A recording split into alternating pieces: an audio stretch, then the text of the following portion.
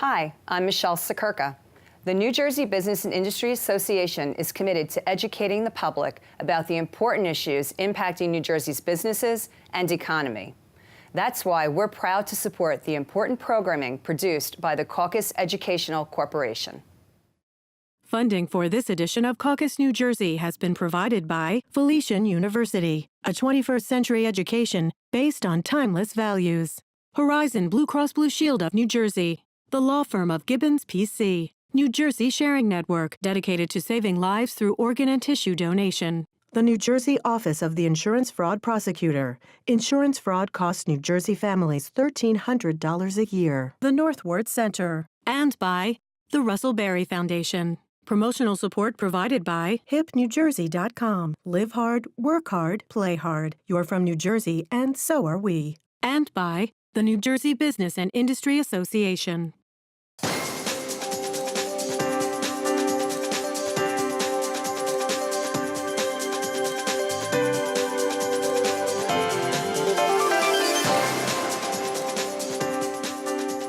Hi, I'm Steve Adubato. It is our pleasure to welcome here on the set Bonnie Eggenburg, who is Vice President at Gateway Early Head Start and Head Start Program. Good to see you, Bonnie.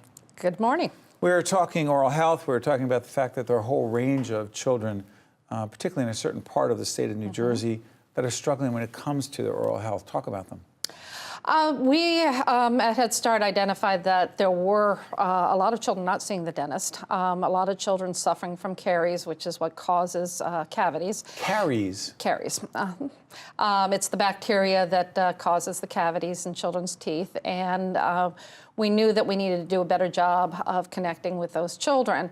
A lot of parents, particularly the low-income families that we serve, don't have transportation, and a lot of them in our area, particularly Cumberland, Cape May, and Atlantic County, live in very, very rural areas, so to get to a dentist on a regular basis is quite difficult. So about almost 20 years ago, we founded the Toothmobile, and that goes out to our Head Start centers as well as various school districts in Cumberland County to make sure that children are seeing a dentist at least once a year and get follow-up services. That's a great look at it. So I'm sorry for interrupting. That Toothmobile, what goes on inside it? Okay. We have a very highly qualified dentist that comes in along with the dental hygienist, and they do the x-rays, they clean the teeth, and if the children need follow-up services, they get fillings. So it's really the whole range of what you would experience at a dental office, except that it's in an RV. When I talk about what happens, I mean, our friends at the Horizon Foundation, who are very big supporters of what you're doing, provided a grant, if I'm not mistaken, to help these children. We've talked to some of them, and they're medical experts, and what they've told us is that there are real long-term issues if children do not get the oral health that they need early on. Absolutely. It affects nutrition, because if your mouth is tender, you're not going to be able to eat a wide variety of foods. It affects learning, because if you're not getting sleep because you're in pain, if you're in pain in school, you're not going to be able to function well. I can tell you a particular case that we had in our own Head Start program. We had two little boys who enrolled, and when they went to the dentist through our program, it was identified that out of the 26 teeth they had, 25 of them had cavities. We actually had to send them to a specialist so that they could see an anesthesiologist to get all of the work done. But can you imagine all of those cavities and how it affected their overall well-being every day? And that, in turn, then affects their ability to learn. The other piece of this, which, you know, is for those of us who are parents with small children, the challenge of getting children to brush their teeth properly. I'm not overstating it, am I? No, no. Part of what Head Start does is we brush teeth every day at school. During February, we get donations from Colgate, and we're able to send toothbrushes home. Yes, that's part of their daily routine, to brush their teeth after breakfast and then again after lunch. And we start with them as babies. We use the little cotton swabbing material to clean their teeth and gums. And then as they become toddlers, they have a special little toddler toothbrush that they use. And then as they enter preschool, then they start to use a regular toothbrush. But talk to me about this. People often get confused or have misinformation about when a child should begin to see a dentist. When should they? Well, for many years it was starting at age 1, but just recently the requirements in New Jersey for Medicaid has changed, and they are recommending that children are seen by a dentist even as early as the first few months of life. Is that right? Because caries can be passed on from the mom to the child. The disease? The disease. So the child, even before they have teeth, the bacteria is already in their mouth. So what you want to do is to make sure that the gums are being properly cared for, so as the teeth do erupt, that they're not being affected by caries. Talk to us about the future of this toothmobile. You certainly face any challenges? Are you looking to do certain things? What's going on with it? Well, wonderfully, we received the Horizon Foundation grant, and what that was able to do for us is to replace our generator, get a lot of work done on it, because it's 20 years old. But we are actually continuing to provide services in Cumberland, Salem, and Gloucester County through the Toothmobile, and we are now working on an additional partnership where we're going to be eventually replacing that with our Wellness on Wheels partnership through Inspira and Complete Care and Gateway to not only offer the dental services, but also some physician services as well. Last question. The counties you're talking about, name them again. Cumberland, Gloucester, and Salem. For those in the state and in the region who don't really know those counties in the southern part of the state, what are they facing? It's a very rural area. Cumberland County is the lowest ranked county for child outcomes in the state. So they are struggling. They're struggling with learning. Literacy is a huge issue in Cumberland County. It's very rural, but the few urban areas that there is an extremely high crime rate as well. So there's a lot of struggles there, and Gateway has been working in a variety of ways to try and address them. Bottom line, what do you hope for all of these children? Bottom line, I hope that we have given them a foundation so that as they leave us, they've got the skills, the overall good health, the overall foundation for school readiness so that they can succeed later in life. Bonnie, thank you and all of your colleagues at Head Start for everything you do every day. Thank you. For the children of this nation. Thank you. Thank you. Appreciate it. Stay with us. We'll be right back, right after this. To watch more Caucus New Jersey, find us online and follow us on social media. We're here at the Commerce and Industry Association event. We actually had a great panel discussion talking about leadership. Ralph LaRossa knows a lot about leadership from PSE&G. Ralph, you're a part of this great panel discussion. Biggest takeaway for you, number one leadership lesson, not only that you took away from this, but that you live by. Yeah, I think it reinforced for me my number one issue, which is really to learn from the people around you and make sure you have a good team that you surround yourself with.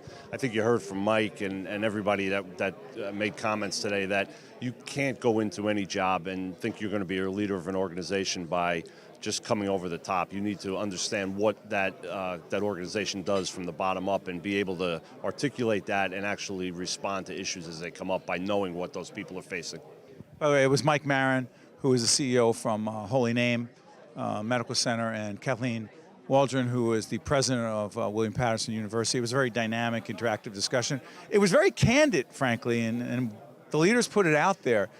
We talked about one of the areas that came up that was fascinating, that I know our audience will appreciate, was about really the question of being hands-on, micromanaging. You're actually in the discussion, and you had information coming into you about things going on with crews all over the state. How is it that leaders can be engaged without micromanaging? Because you got to be involved. Yeah, you know, if you're really going to get a lot of work done in any industry, you really have to let your people rise and take control of activities. And so we're facing that right now as we're continuing to expand our gas infrastructure replacement program. So we've got crews working all over the state, and yet they have to be empowered to deal with their local communities, the local customers, but we need to know what's going on, because with social media these days, with Twitter and Facebook and everything else that's out there, we're getting information back about the behaviors of our crews and the way they're interacting. And so we need to be up to speed with what's happening to give them the right guidance and oversight, but we can't be micromanaging their individual activities on a day-to-day basis. So there's a real fine line there that we're trying to find a balance to.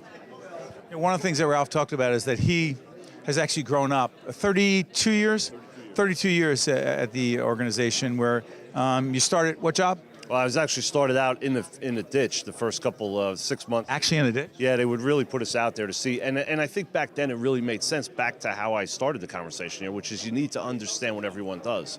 So as a new engineer, we would be put in with crews, and it was a 6-month trial process. First of all, are you going to be able to interact with people and understand? And then the growing and learning that you continue to have is to understand how the business is and what the employees are facing on a day-to-day basis. So the first 6 months were actually literally on a crew, assisting in ditches and putting pipes together.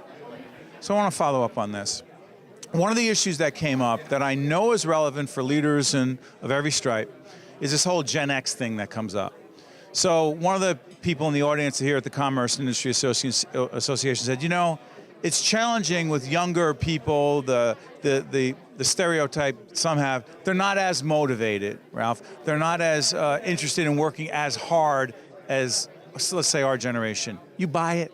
Well, I don't buy it. I think it's just different, right? Because again, I don't know if the loyalty to any individual organization is there the way that it has been in the past. There were fewer organizations 50, 60 years ago where people would actually, join a Sears and be with Sears forever. They would join, now you join a retail organization, you're going to move around from store to store, and you're going to see where you can expand your career and not necessarily look to make that individual organization rise. And so I think that's our biggest challenge now, is trying to get that entrepreneurship that each individual feels they have and channel that into the success of a company. So that, you don't think there's, sorry for interrupting, you don't think there's something about them? No, I don't think it's about them. I think it's about us and the society that we've created, which is a more portable society where we try to provide opportunities for people to move around and not be stifled. But as we transition from an organization where we had just the 5 or 6 or 10 big companies to where we have opportunities for everyone, we have to provide ways for those people to still be loyal to the organization that they're with.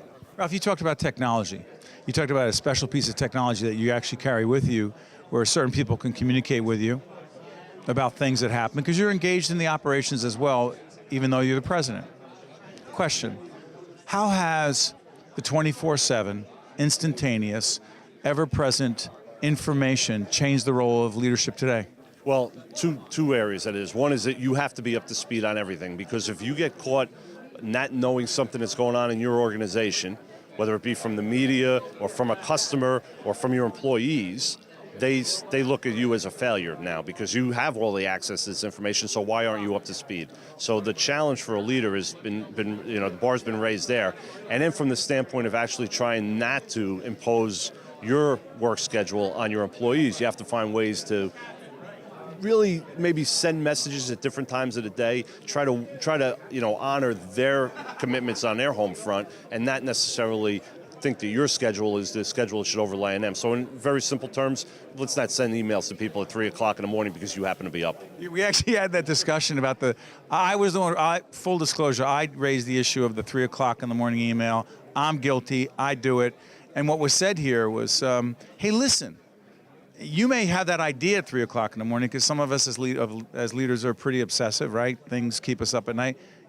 But you don't necessarily have to send it, and there are ways to hold back, and you have had to work on that. I have failed in that regard. Yeah, well, we'll have an intervention on behalf of your staff. But, I mean, really, what you try to do is, whether you save it in your drafts folder or you wind up connecting to your corporate network at a different time, honor the folks and respect their space that they need so that you're not imposing your time frame on them. Last question. I know it's a big philosophical question. Those of us who teach leadership, write about leadership, think about leadership a lot, comes up.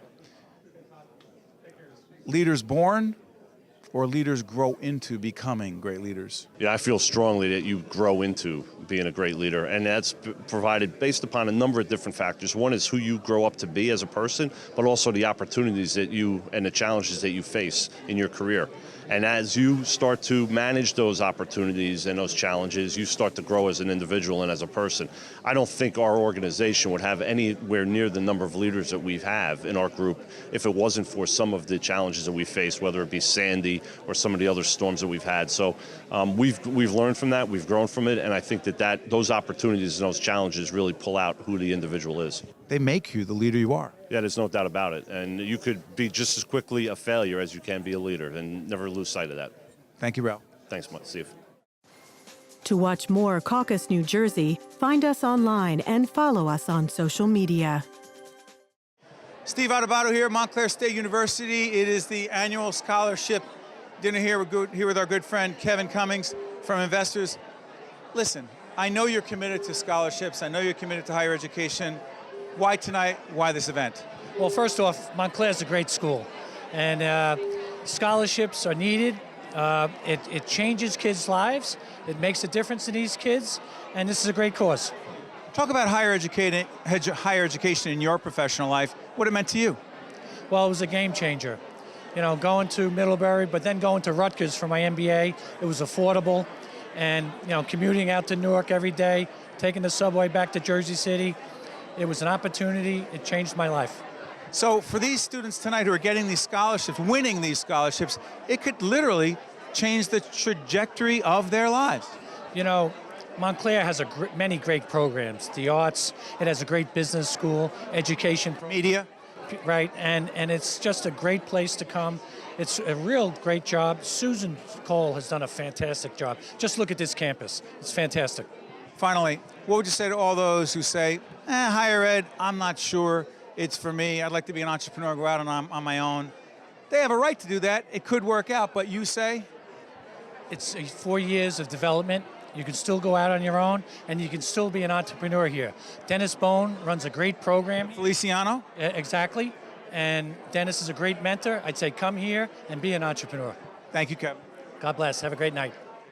To see more Caucus New Jersey with Steve Adubato programs, visit us online at steveadubato.org. If you would like to express an opinion, email us at info@caucusnj.org. Find us on Facebook at facebook.com/Steve Adubato PhD. And follow us on Twitter at Steve Adubato. We are pleased to welcome Phil Scalo, who is President and CEO of Bartley Healthcare. Phil, what is Bartley Healthcare? Bartley Healthcare is a post-acute provider. We provide services, assisted living, rehabilitation, skilled nursing, memory care, and some home care services. It's interesting. We met you through our friends at Felician University. We had a whole discussion with Dr. Prisco up there, the president, talking about gerontology, because they have the Institute for Gerontology up there. And this whole area exploded for us. I mean, we knew there was an issue. We knew that the elder population was growing. But tell folks how huge this issue is and what the need is. Well, what happens right now is most people think that when they get older, they'll just be taken care of, or they can be taken care of at home. And with the age wave that's hitting, we're going to see it even more. But what happens most of the time is that people are underserved. They don't know what benefits are available to them. They don't know what services are available to them. And many times the services that are available are just not available in such a way that they can avail themselves to them. So let's break this down a little bit. And by the way, at your place, what kind of services are we talking about? Well, we have a campus in Jackson where we provide really the services. It's a continuum from assisted living, which people live in apartments, have a lot of activities, and we help them with certain activities of daily living. And our continuum goes all the way to people who are end stage, on hospice. In between, we have the rehab. We have a big memory care component for people with Alzheimer's and related dementia. So we're taking care of the people who cannot be taken care of at home or cannot be safe at home. How'd you get into this?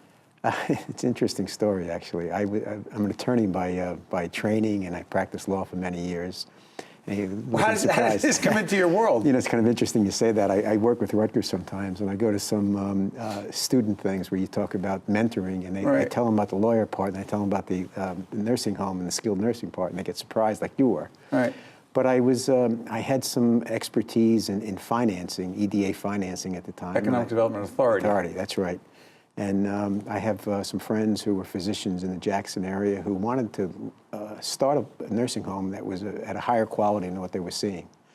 So we built a little nursing home back in 1985, a 120-bed nursing home. And over time, I became managing partner, became more involved. And I guess about 15 years ago, as the company grew, I became the CEO. And it's kind of interesting, you know, it's one of those things where you, as a lawyer, you can make a difference in some ways, but in our business, every day you can make a difference for somebody, and it's a very rewarding business. Not the most exciting business, but very rewarding. I mean, describe the kinds of rewards and the kinds of challenges. But do the rewards first. Well, the rewards, you know, for staff and for us is that we're taking care of people that no one else can take care of. We become their family. You know, a lot of people talk about placing or putting someone in a nursing home or assisted living. We refer to it as moving in because it's their home. So we're serving them in their home. And in many cases, we are their family. That's not too strong a word, Phil? No, that's not too strong a You're word. literally becoming their family. We become their family because many people Actually, showing a video as you're talking. Go ahead. Yeah, many people don't have a lot of family. And then we, you know, every day there's somebody there for them. And it's always very interesting to see the relationship, especially between nurses and nurses' aides and the residents. They are the family. And even the kind of thing where when someone passes, and that's what happens, you know, in the end of life thing, we're faced with that. It's a very emotional thing for people because they've been there a year, 2, 3, 4 years. And many people that are in assisted living and nursing homes, their family may be living elsewhere, so they visit periodically. So the people that are there taking care of them every day, those are their care angels. Let me ask you this, Phil. And disclose we have a relationship with Bartley as well that is expanding as you become a supporter of public broadcasting. I'm curious about this. Health insurance and elder care. Talk about it from a public policy point of view. From a public policy point of view, it's one of the problems with healthcare is insurance. When you think about it, there's a lot of government dollars that go into, especially into senior care, whether it's Medicare or Medicaid. And when you're dealing with insurance companies, I'm not a big fan of insurance companies, I'll tell you that right now, because they drain off dollars, very important dollars, because they have to make a profit. And I think one of the things missing in the healthcare debate right now is the question of what role should insurance companies play? And pay is a Freudian slip of some sort. But when you look at it, insurance companies, most often, they're very difficult to deal with, especially for the insured. Getting right authorizations, getting the right approvals can become a morass for people to try to deal with. Do you help? Let me ask you this. To what degree does your organization help patients and their families navigate? It is a big part of what we do. They navigate both. We have to help them navigate the insurance process. We also have to help them navigate Medicaid approval process. How is that particularly challenging? It's particularly challenging, especially in New Jersey, where... what is it about New Jersey? Because another thing about New Jersey? Because there's 20... The way they do it in New Jersey, there's not a central part for approval. Each county has a board that approves it. There's 21... For Medicaid? For Medicaid. There's 21 different places you can go. So, for instance, if you happen to move right before or during a process, you have to go through a process of which county is going to handle it. And you have people, sorry for interrupting, you have people from a lot of counties. We have people from a lot of counties, and what happens is some counties, in fact, there's been some counties where people have waited almost a year for Medicaid approval, which is, you know, a very grating thing. And then the other part of the process is there's not a lot of explanation that goes into it. So people get lost. And sometimes what we see is people come to us and say, what do we do? We'll explain it to them, and you can see the relief on their face saying, it seems like it's daunting, but you're going to help me, and that's going to be a good thing. The other thing I want to ask you is, go back to the Felician part. You serve on the board of the Institute for Gerontology at Felician University. Describe that institute. Well, when we were working with Felician, in fact, and I go back, I was brought in to meet people at Felician Years ago, I was in an elementary school taught by Felician nuns, so it was kind of interesting. So I went back and... For me, it was a Christian Brothers for me, but go ahead. Yeah, okay. And so I learned very early, don't say no to nuns. So what happened there is I got a little more involved, and as I got involved with the nursing program and on their advisory boards, we looked at what the needs were. And one of the things that we looked at is that there's no organizations really that study what happens. What happens is a practical matter. There's a lot of think tanks that go into that, but there's no practical solutions.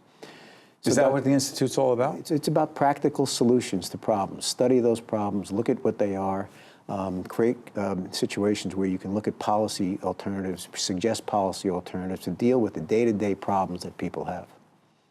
In a few seconds we have left, we need to be more honest and candid about getting older, do we not? We do. Even though we don't want to talk about it, right, Phil? Well, I'm laughing because I think people say, "What age do you think you are?" And you always think you're younger, and I'm in my 60s now. So from my perspective, it is. We have a culture, especially us baby boomers, have a culture of running away from age, but you have to embrace it, and it becomes a situation where you're going to need some help. Yeah. We'll talk off the air. You give me some advice. Okay. Thank you, Phil. We appreciate it. Stay right there, buddy. Good seeing you. Catch you next time.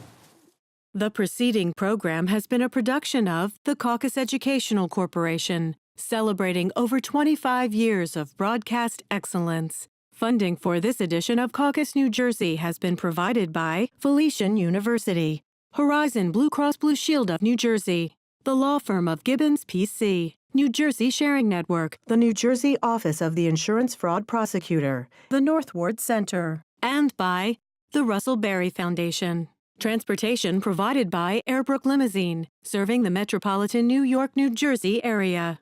Caucus New Jersey has been produced in partnership with TriStar Studios.